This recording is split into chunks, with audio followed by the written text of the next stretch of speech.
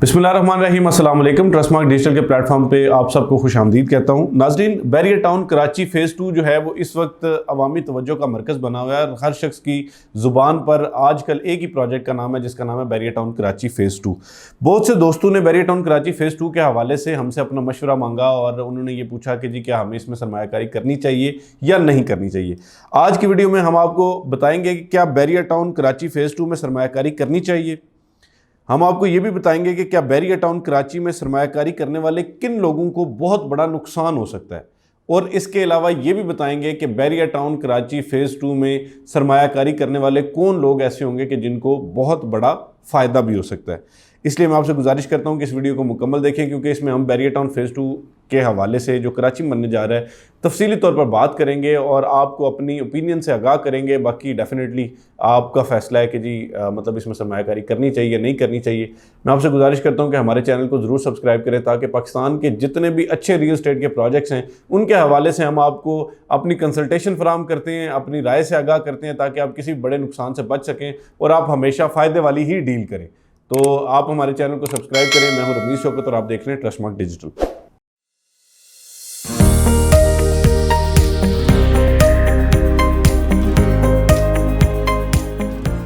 नाजरीन, barrier town Pakistan का बल्कि एशिया का सबसे बड़ा प्राइवेट रियल एस्टेट डेवलपर है और इन्होंने अपनी सलाहियतों का लोहा मनवाया और पाकिस्तान के मुख्तलिफ शहरों में अपने प्रोजेक्ट्स लॉन्च करके तो उस पर लोगों को बहुत बेहतरीन फ़ायदे दिए। पाकिस्तान में अगर ये कहा जाए कि जो मॉडर्न रियल एस्टेट या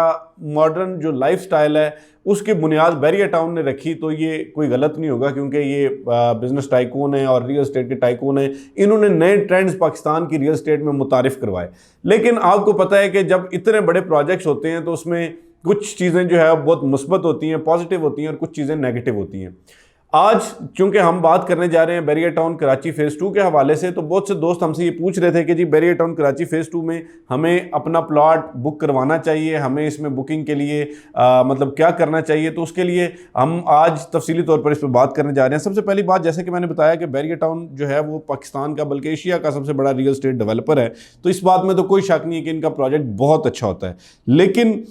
जो बैरियर टाउन कराची है उसके हवाले से आपने गुज़िश्ता सालों में देखा कि एक बहुत ही बड़ा प्रोपेगेंडा भी किया गया और इसमें कुछ लोगों की बातें ठीक भी थी, क्योंकि इसमें बहुत बड़ी तादाद में इफेक्टिव्स जो है वो मौजूद थे। बैरियर टाउन कराची के जितने भी प्रीसेंट हैं, आपको अंदाज़ा होगा कि इसके हवाले से सुप्रीम कोर्ट में केस भी चलता रहा जिसमें यह बताया गया कि जी 38% तक जो है वो लोगों को उनके पोजेशंस दिए गए, जबकि बाकी जो प्रीसेंट्स हैं उनमें लोगों को जो है वो मुख्तलिफ तरीके से अकोमोडेट किया गया। किसी की अलॉटमेंट कर दी गई, किसी को जो है वो उनके पैसे रिटर्न कर दिए गए और किसी की कोई मर्जिंग कर ली गई। तो इस तरह के बहुत सारे केसेस जो है वो हमारे सामने बैरियर टाउन कराची के हवाले से आए थे। लेकिन उसके बाद मलिक रियाज साहब, चूंकि मैंने बताया कि रियल एस्टेट के अगर कहा जाए कि पाकिस्तान के फाउंडर यानी जो प्राइवेट रियल एस्टेट है उसके फाउंडर के तौर पे उनको देखा जाए तो ये गलत नहीं होगा, और इन्होंने जो है वो लोगों को फिर भी मुतमईन कर लिया और बैरियर टाउन कराची जो है वो एक बहुत ही ज़बरदस्त प्रोजेक्ट के तौर पर मर्ज किया और अभी भी लोग जो है वो उसमें बेहतरीन तरीके से अपनी सरमायाकारी भी करते हैं और उसमें रिहाइश पजीर भी हैं। और ये एक अगर कहा जाए कि पाकिस्तान का सबसे बड़ा रियल एस्टेट का प्रोजेक्ट है बैरियर टाउन कराची, तो इसमें कोई जो है वो मुबालगा आराई नहीं होगी। अच्छा जी, पहली तो बात यह है कि मैं ये चीज़ एक क्लियर कर दूं कि किन लोगों के लिए ये प्रोजेक्ट जो है वो बड़ा नुकसान दे सकता है। देखिए, बैरियर टाउन कराची जो है वो कोई ऐसा प्रोजेक्ट नहीं है जो कि विद इन डेज या विद इन वीक्स या विद इन मंथ्स आपको कोई बहुत बड़ा प्रॉफिट देने जा रहा है। बैरियर टाउन कराची जो है उसमें आप अगर सरमायाकारी करते हैं तो जो मौजूदा मार्केट सिचुएशन चल रही है, जो मौजूदा पाकिस्तान के हालात चल रहे हैं, तो उसको अगर मद्देनज़र रखा जाए तो सबसे पहली तो बात यह है कि शॉर्ट टर्म इन्वेस्टर के लिए इसमें नुकसान हो सकता है। ये मेरी मतलब जो मेरा एक्सपीरियंस है रियल एस्टेट में उसके हवाले से आपको बता रहा हूँ कि अमूमन लोग जो है वो आपको ये सुहाने ख्वाब दिखाते हैं कि जी आप जो है वो अपनी इन्वेस्टमेंट कर लें, आप बुकिंग करवा लें और उसके बाद आपका बहुत बड़ा छक्का लग जाएगा। करंट सिचुएशन में छक्का लगने के चांसेस जो है शायद 5% है 100% में से। 95% चांसेस ये हैं कि आपकी जो भी आप बुकिंग इस वक्त रियल एस्टेट में करवा रहे हैं वो आपको शॉर्ट टर्म में छक्का नहीं लग सकेगा। तो पहली तो बात यह है कि जो लोग इसमें छक्का लगाने के लिए या जो लोग कहते हैं कि जी मेरे पास 10 लाख रुपया पड़ा हुआ है, मैं इसमें इन्वेस्ट कर देता हूँ और उसके बाद जो है वो मेरा छक्का लगेगा तो इसको बेच दूंगा, तो उन लोगों को इस चीज़ से इज्तनाब करना चाहिए। जो बैरियर टाउन कराची में लोग फ़ायदा उठाना चाहते हैं, वो ये चाहते हैं कि इसमें बड़ा प्रॉफिट अर्न करें या उसमें बेहतरीन तरीके से जो है वो अपनी सरमायाकारी को आगे बढ़ाएं, तो उनके लिए ज़रूरी है कि वो ज़हन में ये बात रखें कि उनको ये प्रोजेक्ट, ये investment as long term investment लेके चलनी पड़ेगी। शॉर्ट टर्म में आप कभी भी इस इन्वेस्टमेंट से फ़ायदा नहीं उठा सकेंगे, ये मैं आज आपको बता रहा हूँ। और जो लोग इस नसीहत पे अमल करेंगे तो वो डेफिनेटली फ़ायदा उठाएंगे, जो लोग नहीं करेंगे तो आप मौजूदा मार्केट के हालात जानते हैं, मेरा ख्याल है हमसे बेहतर हालात तो आप नहीं जानते, लेकिन फिर भी आपको अंदाज़ा तो है कि इस वक्त रियल एस्टेट की मार्केट के क्या हालात हैं। तो जो लोग शॉर्ट टर्म छक्का लगाने के चक्कर में आएंगे वो नुकसान उठाएंगे, वो फिर कल को लोगों के पीछे भागते रहते हैं कि जी हमारा प्लॉट बेच दें, और फिर डीलर उन्हें कहता है कि जी नहीं, आपका प्लॉट जो है वो माइनस में बिकेगा। और इसी तरह जो लोग इसको लॉन्ग टर्म प्रोजेक्ट के तौर पे लेके चलेंगे उनको फ़ायदा होगा। मैं आपको एक बात बताता हूँ कि हमारे बहुत से दोस्त जो है, जब बैरिया टाउन कराची का रोला चल रहा था तो उस वक्त बहुत से दोस्तों ने हमसे रब्ते किए और उन्होंने कहा जी कि हमने अपनी फाइलें, अपने प्लॉट्स बेचने।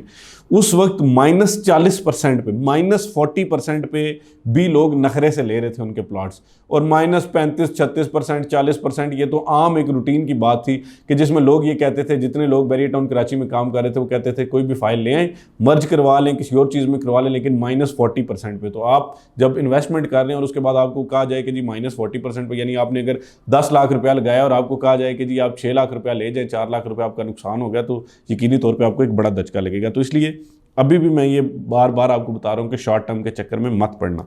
अच्छा जी, इसके चंद मस्बत और मनफी पहलुओं के बारे में बात की जाए, सबसे पहले नेगेटिव पॉइंट्स के बारे में बात की जाती है। आजकल जो है वो बैरिया टाउन कराची के हवाले से जो नेगेटिव पॉइंट्स हैं उसमें सबसे पहली बात यह है कि लोग ये बात करें कि कराची से बहुत दूर है। टेक्निकली अगर देखा जाए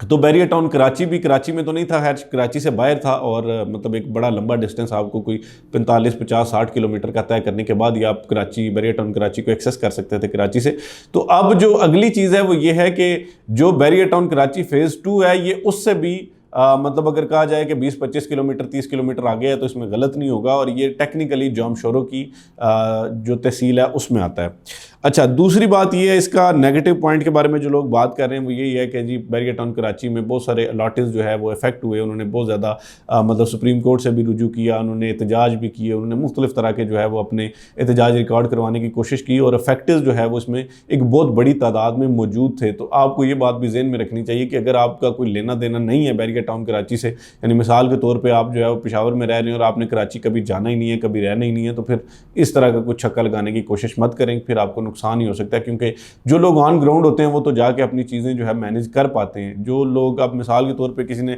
पिंडी से, इस्लामाबाद से, लाहौर से कराची जाना हो, तो आप ये देख लें कि एक दफ़ा में आपका जो एक ट्रिप का किराया होगा वो कितना लग जाएगा, तो फिर जो फ़ायदा आप लेना चाह रहे होंगे वो उल्टा नुकसान में भी तब्दील हो सकता है।